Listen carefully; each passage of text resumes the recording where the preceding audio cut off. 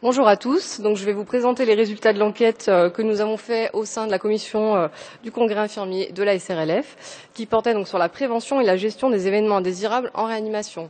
Donc là, on va s'attacher plus particulièrement à ce que pensent les soignants. Je ne déclare aucun conflit d'intérêts. Donc tout d'abord, comme vous le savez, la réanimation est une discipline médicale qui est à risque en raison de tous les éléments qui la caractérisent. Des patients multidéfaillants, de plus en plus âgés, polypathologiques et donc polymédicamentés. Un environnement qui est complexe avec des dispositifs très techniques, des intervenants multiples et une charge mentale intense, du stress et parfois un burn-out pour les professionnels. La vulnérabilité de ces patients et l'environnement complexes sont propices à la survenue d'événements indésirables. L'amélioration de la qualité des soins est un processus continu dans lequel nous, les paramédicaux, avons un rôle crucial. Donc la commission du Congrès infirmier a souhaité réaliser une enquête auprès de tous les soignants de réanimation pour recueillir leur perception de la fréquence, de la gravité et de l'évitabilité de ces événements indésirables, et ainsi que leur connaissance et leur adhésion aux politiques de prévention ou, le cas échéant, aux mesures correctrices et dispositifs qui les accompagnent. Donc on va passer à proprement parler à l'enquête. De mars à juin 2015, nous avons élaboré le questionnaire au sein de la CCI. En septembre, nous l'avons évalué et fait valider par le conseil administratif de la SRLF. Et en octobre 2015, nous l'avons adressé à la push list de la SRLF. La push list étant tous les paramédicaux inscrits sur le site de la SRLF et qui ont donné leur adresse mail en participant à des formations ou à des congrès. Les réponses étaient de type anonyme et fermé et ne concernaient uniquement que les infirmières, les cadres de santé et les kinésithérapeutes. Nous avons obtenu le caractéristique de ces personnels et de leurs services pour avoir une enquête de pratique et d'opinion sur le thème de la prévention et de la gestion des événements indésirables. Nous avons eu 296 répondants pour cette enquête, avec une majorité d'infirmiers à 85%, 10% de cadres et 5% de kinésithérapeutes. Nous pouvons voir qu'il y a 46% des infirmiers qui avaient une expérience de plus de 5 ans en réanimation. Les répondants travaillaient essentiellement à 92% dans des hôpitaux publics et majoritairement également en hôpital universitaire. Ils travaillaient dans des réanimations polyvalentes, médicales, chirurgicales et USC, et pour 91% dans une activité adulte. Comme vous le voyez, nous n'avons pas mis de chiffres de pourcentage pour les différents lieux d'exercice, puisque les répondants pouvaient valider et réanimation et USC. Pour cette diapositive, nous avons demandé aux répondants de classer 21 événements indésirables que nous avons choisis en fonction de la fréquence, de la gravité et de l'évitabilité. C'était des questions sur leur perception donc, de ces trois éléments et cotés de 0 à 10. Pour les événements indésirables qui étaient classés comme étant les plus fréquents, avec 0 jamais et 10 très fréquents. Pour ceux-ci, nous avions une médiane à 2,4 sur 10. Les événements indésirables qui étaient donc ressentis comme étant les plus fréquents étaient l'ablation accidentelle de sonde nasogastrique à 4,9, l'ablation accidentelle de voie veineuse périphérique et les complications de pause de voie veineuse périphérique. Au contraire, les événements indésirables qui étaient ressentis comme jamais, voire quasiment comme nuls, étaient les complications liées au montage du ventilateur échauffeur à 0,3 sur 10 et les erreurs médicamenteuses. Nous avions, pour ces événements indésirables, choisi également le transport intra-hospitalier, les poses de sonde à demeure, le montage de l'épuration extra-rénale, etc. Pour cette diapositive sur la gravité, donc avec aussi une échelle de 0 à 10, 0 considéré comme bénin et 10 très grave, avec une médiane de 6,4 sur 10, les événements indésirables les plus graves ressentis comme étant les plus graves par les soignants étaient les erreurs médicamenteuses à 8,3 sur 10, les complications liées au montage du ventilateur échauffeur également à 8,3 sur 10 et l'extubation accidentelle. Au contraire, nous pouvons voir que l'ablation accidentelle de voie veineuse périphérique et l'ablation accidentelle de sonde nasogastrique étaient considérées comme bénins. Pour cette dernière diapositive, nous allons parler des événements indésirables qui sont ressentis comme étant évitables, avec 0 inévitable et 10 facilement évitables, la médiane étant de 6,6 sur 10. Donc les événements qui étaient ressentis comme étant les plus évitables étaient les complications liées au réglage des alarmes du monitorage, à 8,2 sur 10, les erreurs médicamenteuses à 8 sur 10, et les complications liées au montage du ventilateur réchauffeur, à 7,8 sur 10. En dessous de la médiane, nous avons toujours l'ablation accidentelle de son nasogastrique et l'ablation accidentelle de voie veineuse périphérique. Au décours de ces 3 diapositives, nous pouvons voir que les événements indésirables ressentis comme peu graves, mais très fréquents et peu facilement évitables, concernent plutôt l'ablation accidentelle de son nasogastrique, l'ablation accidentelle de voie veineuse périphérique, qui peuvent être dues aux mobilisations ou du fait du patient. Et à l'inverse, les événements indésirables qui étaient ressentis comme étant les plus évitables sont les plus graves, mais les moins fréquents, comme l'erreur médicamenteuse ou les complications liées au réglage des alarmes du monitorage.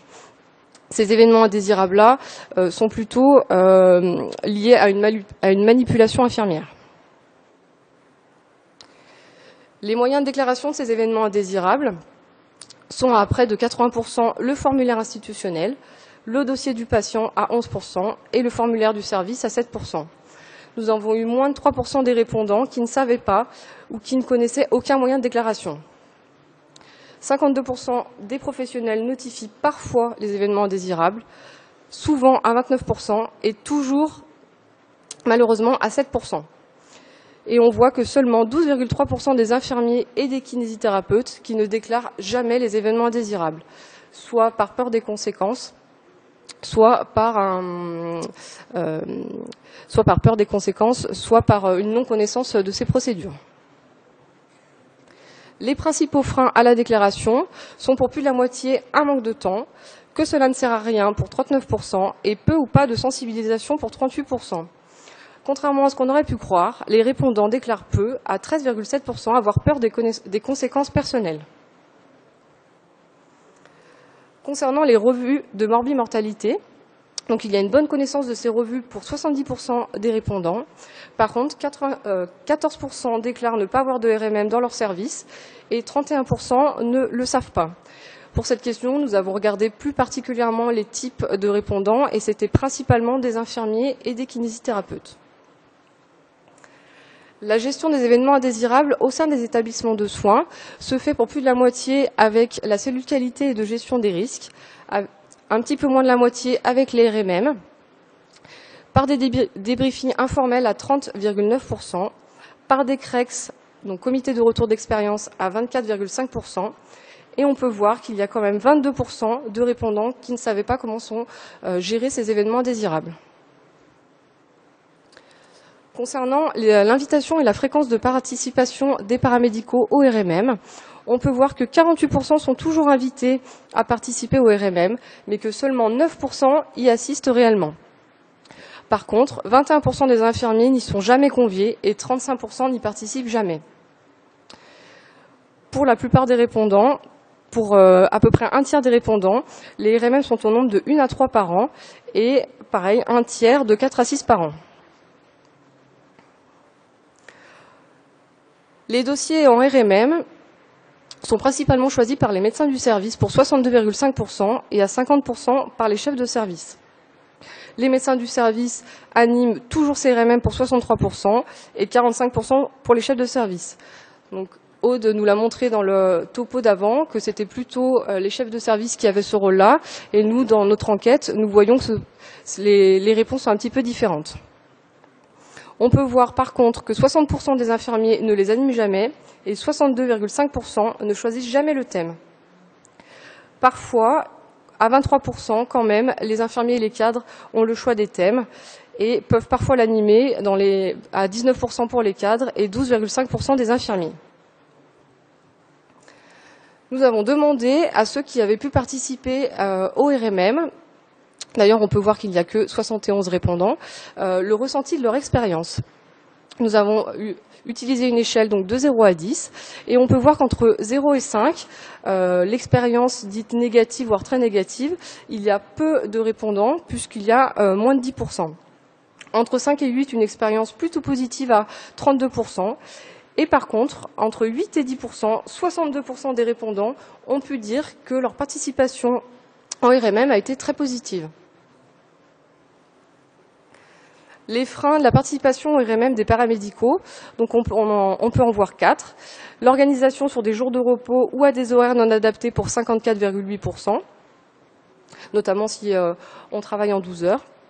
Un manque de temps pour 34,6%. Pas de communication autour de la RMM pour 26% et ne pas y être convié, comme on l'a vu, pour 27%. Ce sont principalement des freins de type organisationnel.